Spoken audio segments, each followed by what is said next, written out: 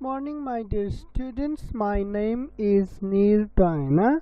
I am currently available at the Hamlet Tuition Center, Brahmatul, Kathmandu, and the Kumudini Kunja Secondary School, Kalimati, Kathmandu.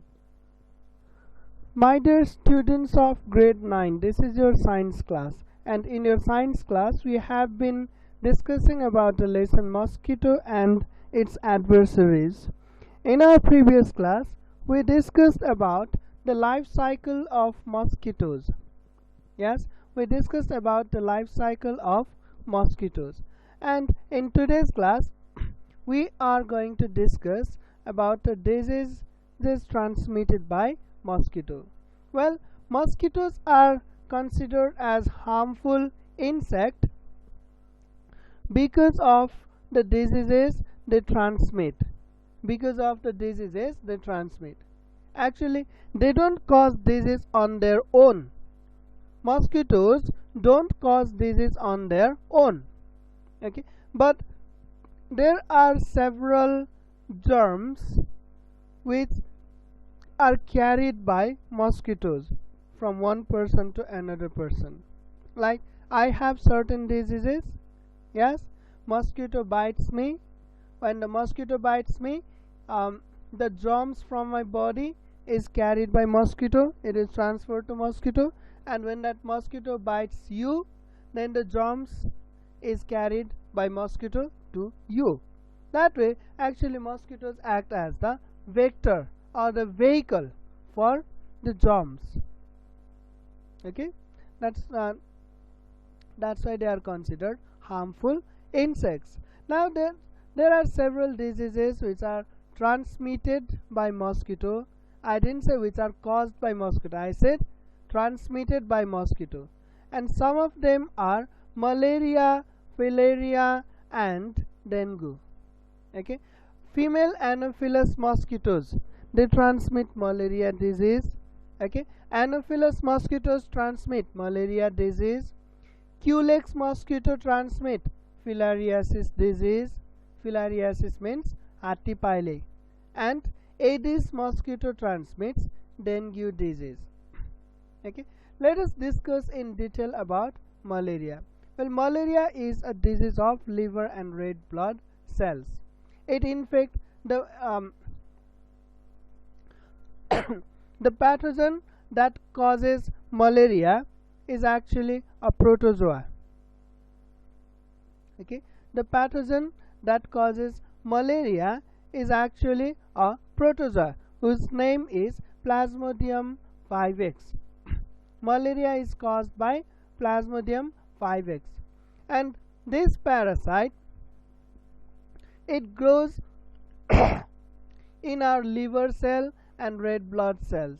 Okay, it grows inside our liver cell and red blood cells, and as it completes its cell division, it usually disrupts the cells of liver and red blood cells, and they infect new cells. In this way, in each cycle, they destroy large number of liver cell and red blood cells. Because of destruction of large number of liver cells, the patient feels extreme shivering, extreme chilling. Okay, when liver cells are destroyed in large number, the patient feels very cold and the patient starts to shiver.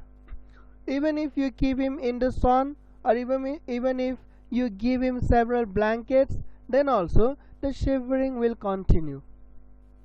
Okay, and after shivering there will be extreme fever, very high fever. So the alternation of extreme fever and extreme shivering is the characteristic feature of malaria. Okay, that is because of destruction of liver cells, and since it destroys red blood cells as well, it also causes anemia and jaundice. Okay, it also causes anemia and jaundice. Anemia is lack of red blood cells in your body, so oxygen cannot be transported properly. Okay, because of that you get tired very easily, because in absence of oxygen your body cannot produce enough energy. Have a look at this picture. It depicts a man who is suffering from malaria. Look at this picture, look at this man. It depicts a person who is suffering from malaria. Okay, and look at this diagram which shows the symptoms of malaria. Well, some of the symptoms of malaria are systematic high fever, back pain, profuse sweating, and then headache, enlargement of spleen, nausea. Nausea means the feeling like you want to vomit, the feeling in which you feel like you want to vomit, but there is actually no vomiting. Okay, or sometimes there will be actual vomiting also, and abdominal pain, and then bloody stool appears in your blood, and in case of skin there is chilling. Chilling means you feel very cold, but it is accompanied by excessive sweating as well. And in case of muscles feel fatigue and aches. Fatigue means your muscles become tired very soon. Aches means muscle pain. And you know what causes this? It is caused by anemia, loss of blood cells. And then lungs are also affected by malaria. You get dry cough. Okay, these are the common symptoms of malaria. Okay, malaria is a very dangerous disease. Okay, now let's have a look at the cycle of malaria. Okay, we don't need this much detail, but what you need to know is when a mosquito bites a person having malaria disease, when a mosquito bites a person having malaria disease, then the mosquito sucks up malarial parasites as well. Okay, the malarial parasites are also sucked up by the mosquito. Okay, and these malarial parasites, they will migrate to the intestine of the mosquito. In intestine they undergo further development. And when their development is completed, they form sporozytes. The malarial parasite Plasmodium, they form sporozytes. The sporozytes will travel to the salivary gland of the mosquito. And when the mosquito bites another victim, then along with saliva, the sporozoites are also transmitted to the blood. From blood, the parasites will travel to liver cells, and they enter the liver cells and they grow inside liver cells. When their reproduction is completed, they form ski joint. Inside liver cell they form ski joint, and then they rupture the liver cell and they come out of the liver cell. And these ski joint, they either infect another liver cell, they can infect another liver cell and repeat the cycle, or they can infect blood cell. Okay, and if they infect blood cell, then they enter the blood cell. Inside the blood also they utilize the nutrient inside blood cell, or in fact whatever is inside our red blood cell are utilized as nutrient by these parasites. They grow and divide inside the blood cell, and when their division is complete, then they rupture the blood cell and come out, and then they again infect new blood cell. See, from one parasite in a cycle, at the end of cycle, from one parasite hundreds of new parasites originate, and these hundreds of new parasites, they will infect hundreds of new RBC, and then 100 times 100, there will be, in next cycle there will be 10,000 of parasites, and these 10,000 parasites again infect 10,000 RBCs. In this way it goes in logarithmic way. That is very dangerous, isn't it? And when a mosquito bites the person, then the same phase the same parasite in blood, they will form gametocytes, and these gametocytes, they keep on circulating in blood in inactive form. Okay, and these gametocytes are shocked off by mosquito, and then again the cycle repeats. Okay, so you see, in first cycle malaria ruptures liver cells, and in second cycle it ruptures blood cells. Okay, and both are very essential for us. Okay, so let's have a look at next paragraph. This one you need to take note. When a female Anopheles mosquito bites a person with malaria, the mosquito sucks in the parasites along with blood. As the blood reaches stomach, the parasites grow within the intestinal lining of the mosquito. The sexual reproduction of Plasmodium completes in mosquito. After the completion, the parasites migrate to the salivary gland of the mosquito. When the mosquito bites another victim, the mosquito releases. Okay, where are the remaining text? The mosquito releases saliva into the blood so that blood won't clot. Along with saliva, the parasites also are injected into the blood. In this way, malaria is transmitted to healthy person. Any confusion in malaria? Once again I am telling you, take note. If you need to pause the screen, pause the screen. You need to take screenshot, take screenshot. But you take note. You have to take note. Okay? Okay, now next one is the prevention of malaria and control of mosquito. Well, the best method to prevent spreading of malaria is to interrupt the transmission of malaria. Okay, even if there are millions of mosquitoes around you, it doesn't matter. They bite you, they annoy you, they irritate you, but they will not transmit malaria to you. But if there is even a single patient with malaria disease, then you are doomed. These mosquitoes that have bitten that person, if the mosquitoes which have bitten that person will bite you, then you will also get malaria. Okay, so the best option is to isolate the patient. Okay, if there are some person with malaria, then isolate that patient. Don't let that person come in contact with mosquitoes. Prevent that person completely from the contact of mosquitoes.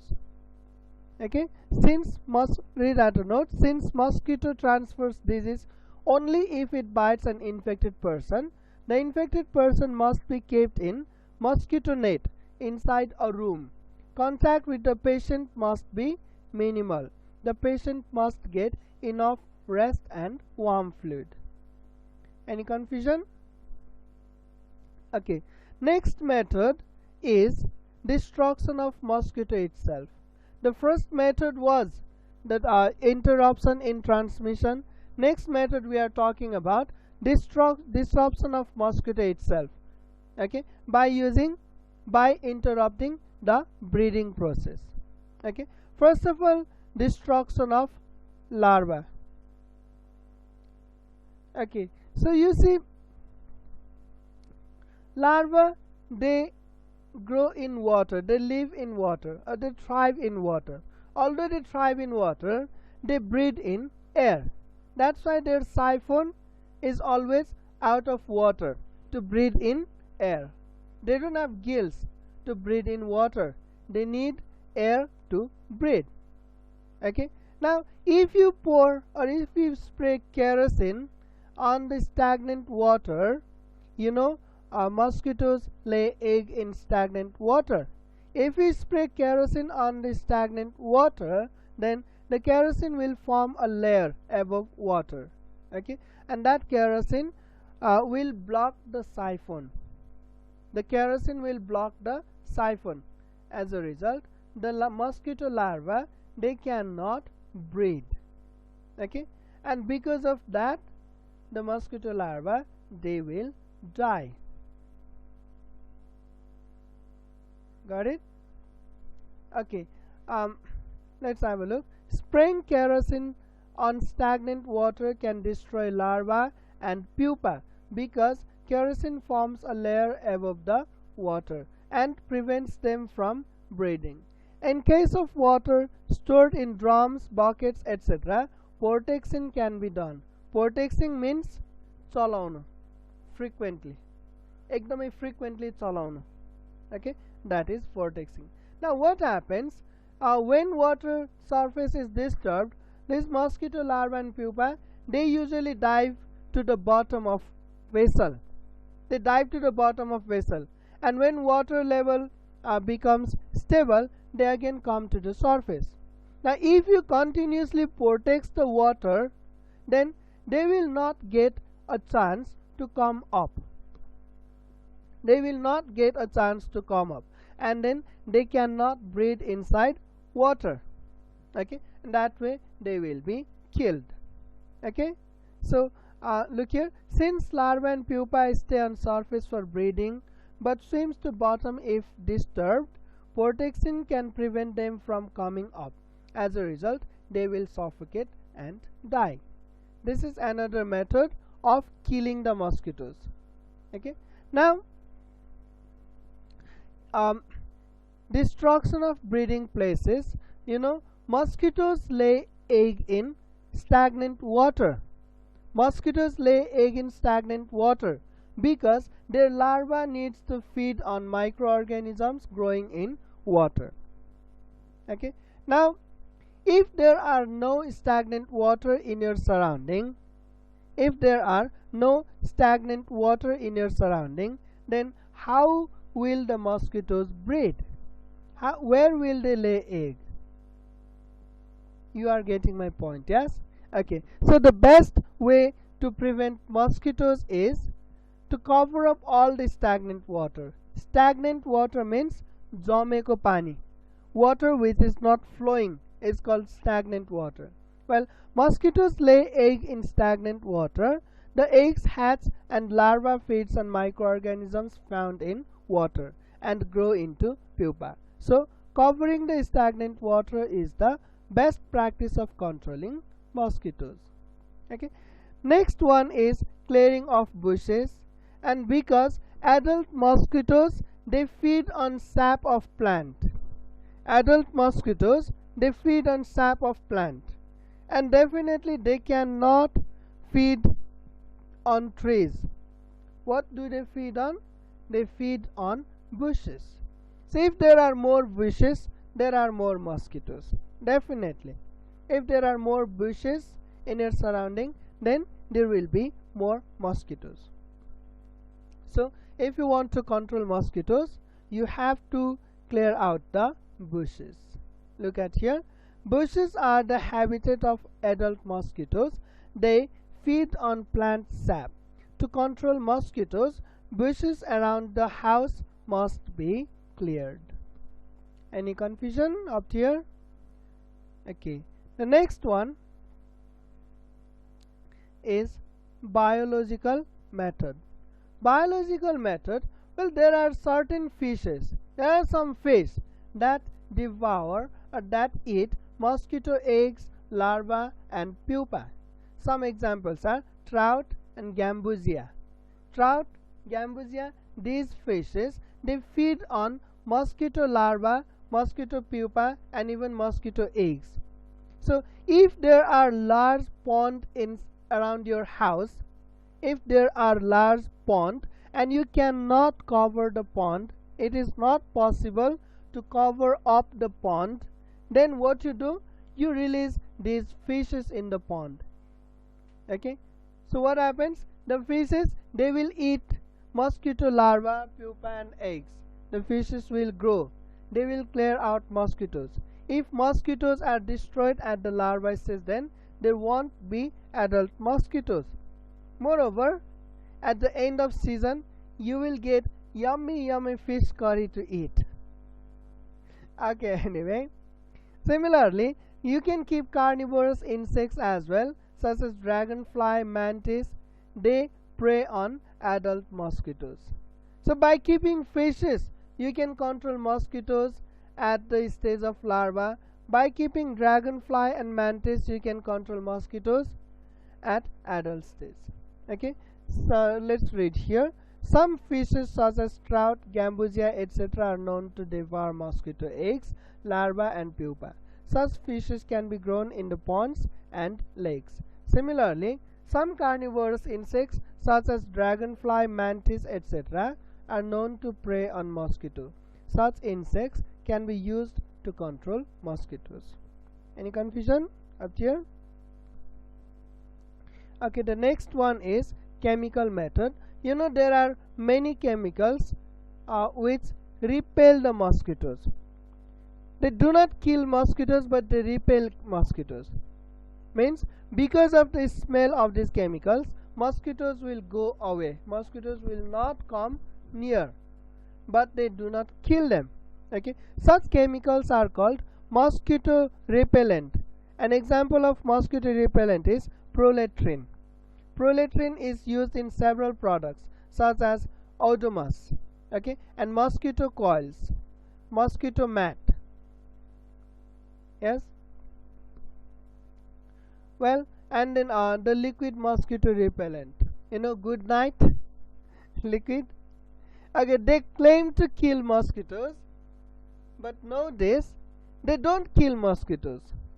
In ad, you can watch the ad of these products. They claim that they are 10 times stronger and they will kill the mosquitoes, but reality, they don't kill mosquitoes. They are only repellent. Okay, they only make mosquitoes go away. Yes.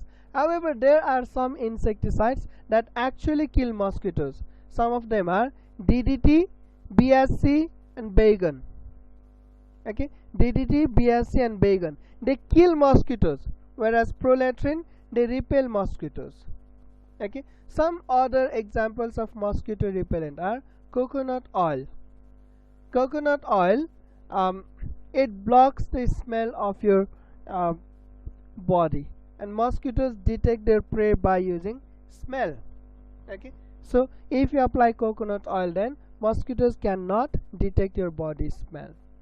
Again, lastly, physical method. Physical method is preventing yourself from the contact of mosquitoes. You can do that by using nets. Mosquitoes cannot enter through the nets. Okay, nets have such small pores. Mosquitoes cannot enter, whereas air can easily pass through, so you do not suffocate. So while sleeping, you put a net. In your doors and windows, also install the nets, so that even when you have to open up windows to take in air, you can close the net so that mosquitoes won't come in. Any confusion? Okay, एउटा मान्छे mosquito net झुल किन्न भनेर गएछ, पसलमा गएछ, पसलमा गएर सोध्यो, साउजी यो झुलको कति हो भने साउजीले धेरै हैन भाइ 800 रुपैयाँ मात्रै भने। अनि त्यो मान्छेले के भने, अनि साउजी यो झुलमा लामखुट्टे छिर्न सक्छ कि सक्दैन भने साउजीले के भने, ढुक्कै हुनुस् भाइ, यसमा लामखुट्टे छिर्न सक्दैन, छिर्दैन। अनि त्यो मान्छेले के भने, भइगयो साउजी, जहाँ म सानो लामखुट्टे र छिर्न नसक्ने झुलमा म कसरी भित्र छिर्ने, मलाई चाहिँदैन भनेर गएछ। Okay, that's all for today. Okay, that's all for today, and it concludes the lesson mosquito, its adversaries, along with classification of plants and animals. Now I want you to do the exercise of this lesson and submit the exercise to me through Messenger or Viber. Okay, that's all for today. Thank you, class.